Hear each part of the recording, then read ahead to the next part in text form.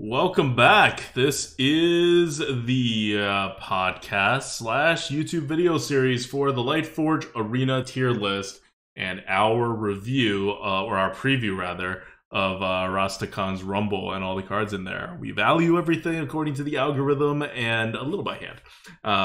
And then we have all these scores. 100 is the middle, 0 is nothing, everything is scaled proportionally. Yeti is a 117 right now, I want to say. Different for each class, of course. So you always have the right value in your head when you use our tier list. We are now in Paladin, and let's start it off with the premium cards in Paladin. 2 premium cards in Paladin. The first one, I love this card. I love it because it hurts you. And it hurts you a lot. And so you have to think about how much you can get hurt. And you can do that on turn 1. So the entire game, once you play this card, is you thinking about how much your life is worth relative to what you want to be doing, which is putting stuff out on the board and controlling it as a paladin, right? So it creates a very interesting dynamic in your head from the first turn. Shades of Warrior. This is Blood Claw, 1 mana, 2/2 weapon. That's right, 1 mana, 2/2 weapon. No downsides. Battlecry, deal 5 damage to your hero. And as a paladin, what you really, really want is just to secure the board in the early going, right? That's all you ever want. This has been paladin for like the last 4 or 5 metas. It's not going to change in this meta.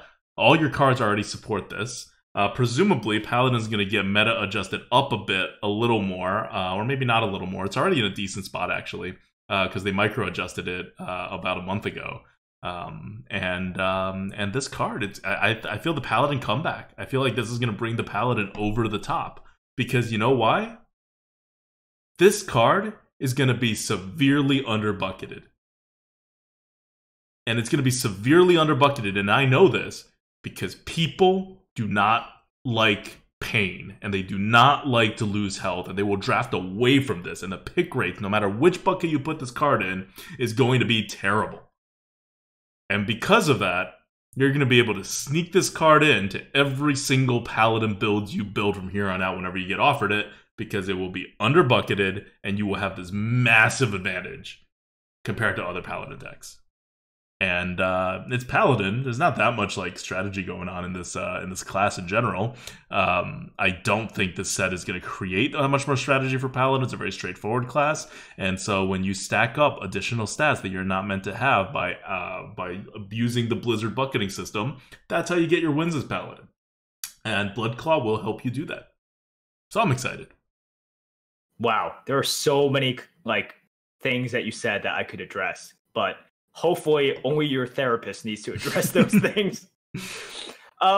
This is good. Lots of people are bringing up the fact that it's like Cursed Blade. And if you guys don't remember Cursed Blade, it was a 1 mana 2/3 weapon for warrior that doubled the damage that your hero took. So first of all, this battle cry, which is deal 5 damage to your hero, is a lot better in terms of Cursed Blade hurt you for a lot more, right? And this has 1 less durability, but Cursed Blade's durability was a downside to it. You only wanted Cursed Blade for 1 or 2 charges. 2 was fine. The third durability really hurt. And also, as a warrior, it's it was just not good. The way that Paladins sort of play out now, it's I try to be honest with myself, and I was like, well, is this okay? I'm like, yeah, it really is. Paladins have a decent amount of ways to heal themselves or to taunt up, and they just need to get on the board, right? And stay on the board. And I'm like, this is a good tempo play that will secure the board for the Paladin.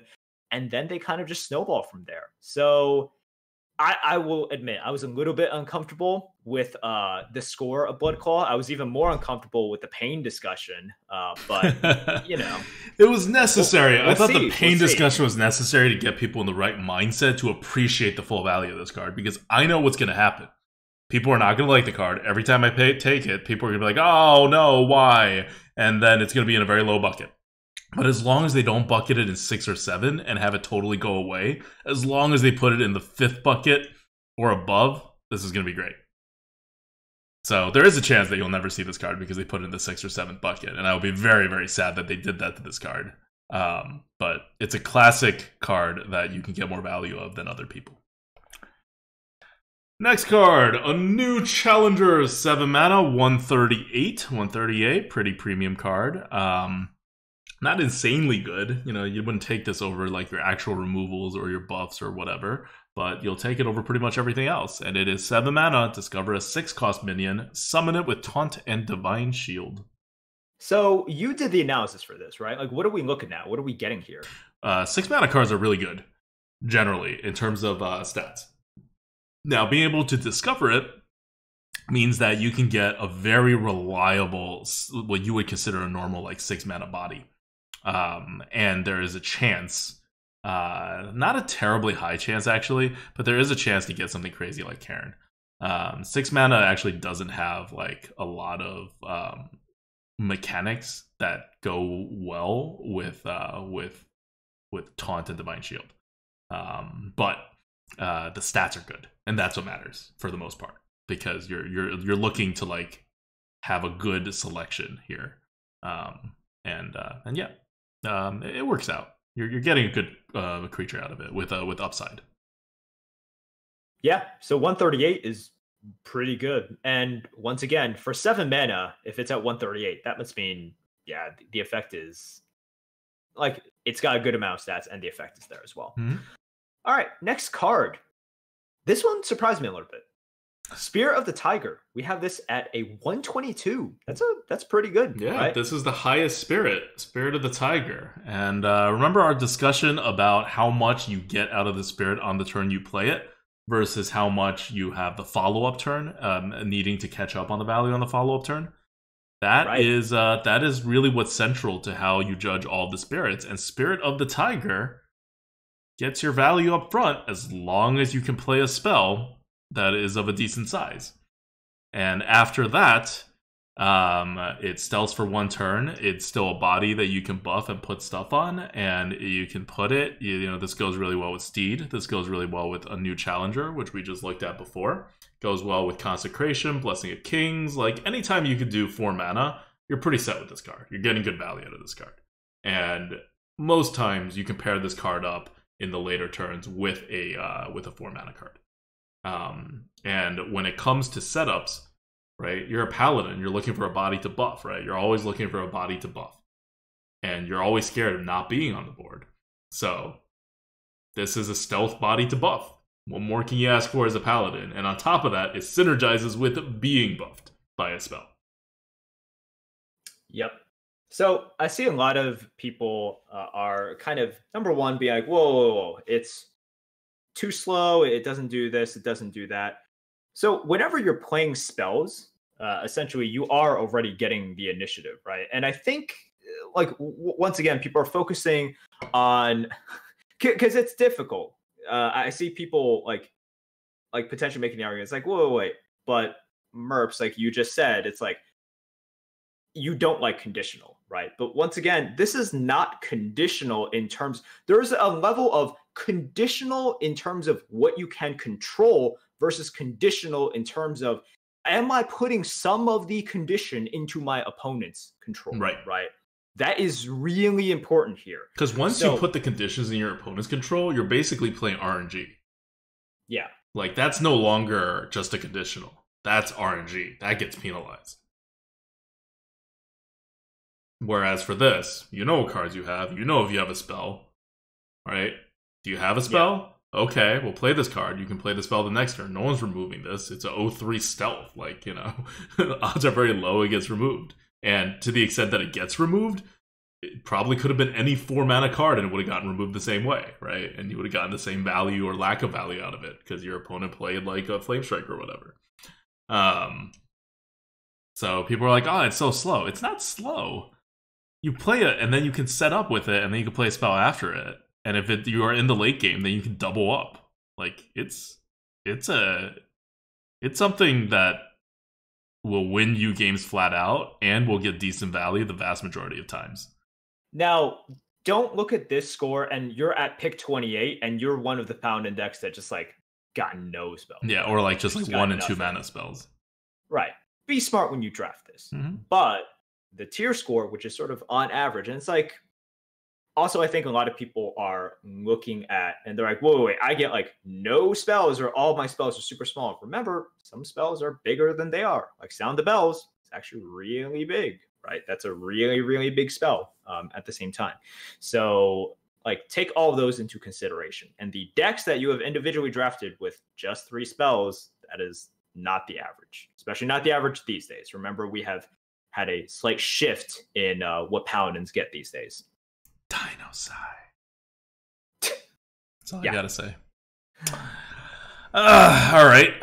Next card is a Africare Battle Axe. It's an interesting card because normally when you get these big weapons, they're like really good or really bad. This one's a 117, so it's kind of like a Yeti. I can't remember the last time we got like a big weapon that's like just balanced normally. So it's a 5-mana 3/3 weapon. And it has overkill, which means you only deal 2 damage with this. So it's a hard to trigger overkill. And it says give a minion in your hand +2/+2, which is like decent if you happen to trigger the overkill, but it's not something you go out of the way for, right?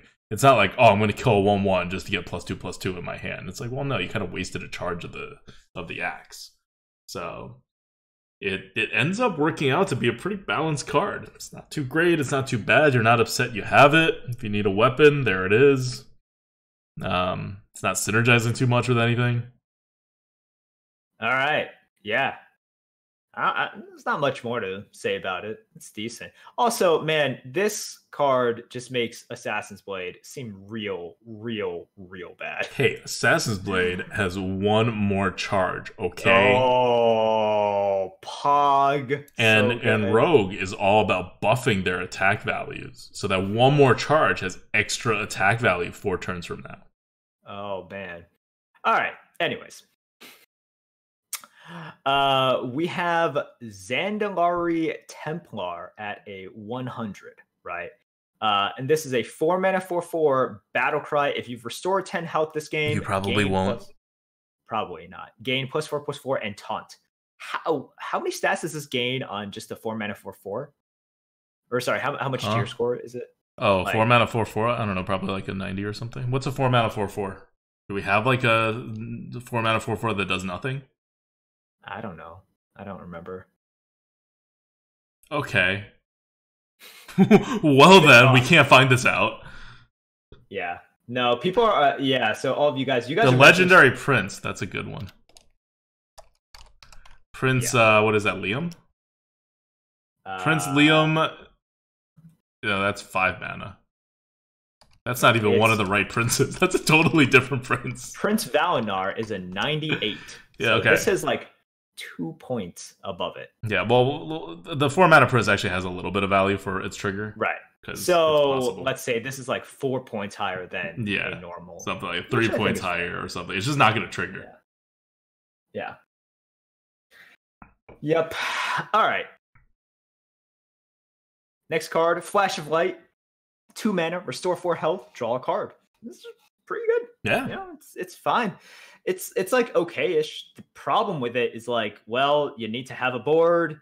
You need to be able to like get the value from the heal, and then you can draw a card, right? So, and then this isn't like Potion of Heroism in which you can use it defensively, or you can use it offensively on something in which like you can use Potion of Heroism on a gastropod. You can't Flash of Light after attacking the gastropod into something and then healing. So it's a lot more restrictive. Yeah. A lot more restrictive.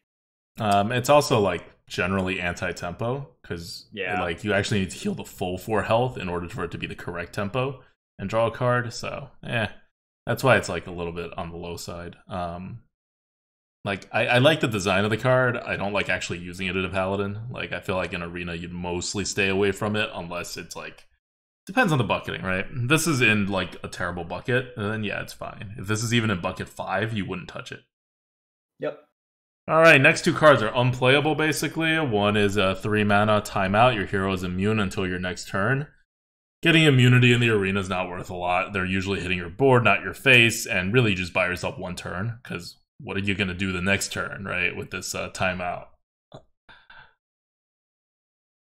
And the next card is Immortal Prelate. It is 2 mana, 1/3, which is terrible stats, and it has a death rattle that you shuffle it into your deck, keep any enchantments, which means if you do end up buffing it, you still have to draw it to get anything good. If you don't end up buffing it and then you do draw it, it's actually just bad again. So I'm pretty sure its death rattle is overall a negative, like a 2 mana 1.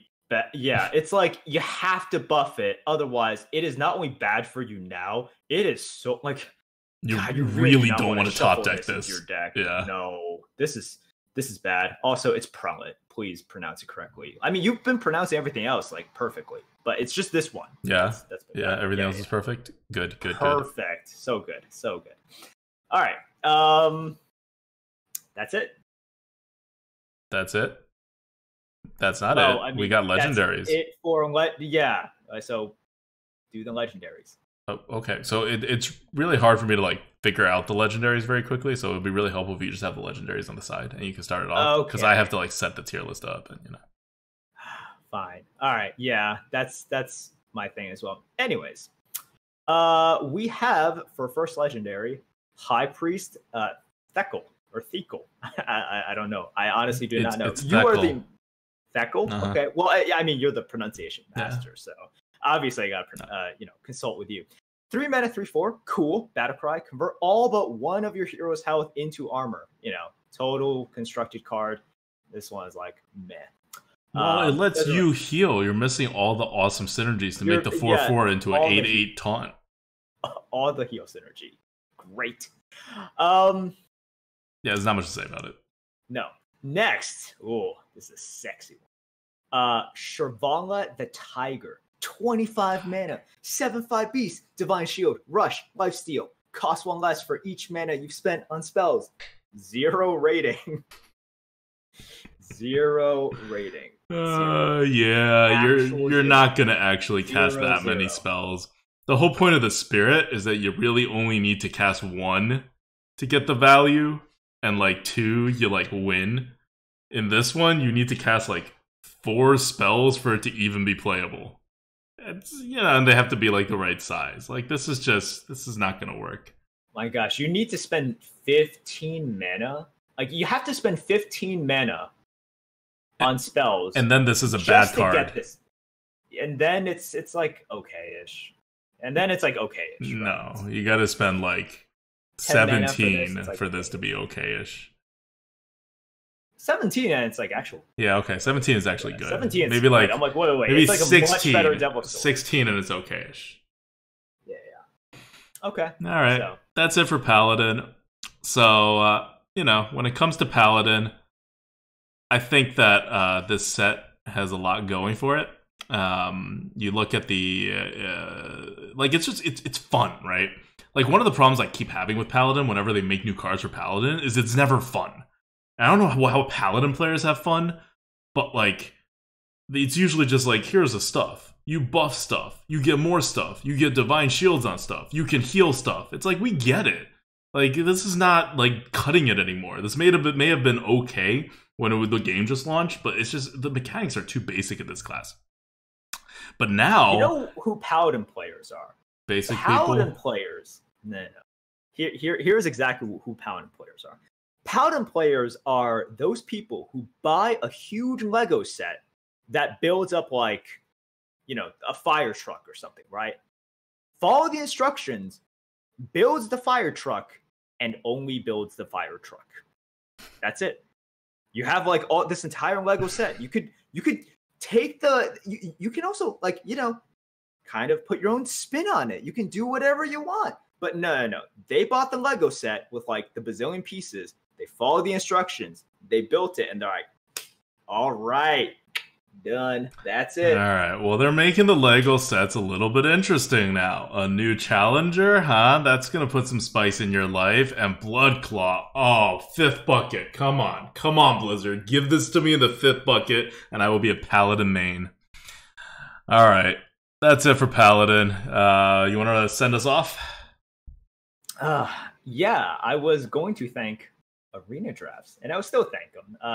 Thank you for the help with bucketing and all the information you provide, ZD Man.